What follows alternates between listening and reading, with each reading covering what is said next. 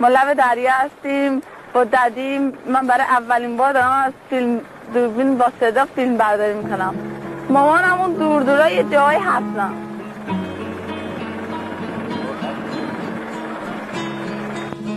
حالا مهر رو میبینم که داره میاد جلو.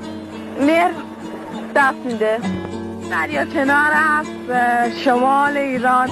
ما خانواده منصوری با خانوم مامان، ددی، مامانه، مهر، آریا، فرناز و مکشت همه دیگه بله خیلی خوش میگذره. اینجا رو که میبینید دریا هست خیلی قشنگ.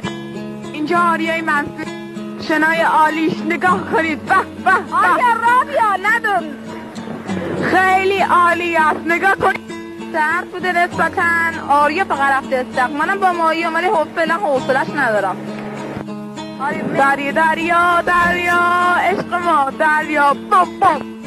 این موتوری اونجا دم کردم دارم فیلم برداری میکنم. حالا بره هر چی میبینید من ببخشید اولین بار حالا یه ذره فیلماتون هی چشاتون ناراحت میشه. خلاصه از این ایوا آریا از طرفتم تو دریا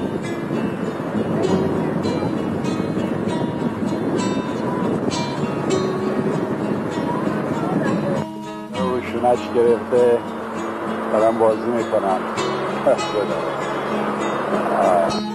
اینجا نشسته و داره بازی میکنه با خودش و بچه ها همه مشغولن. منظره قشنگی اینجا روز هوا ابره.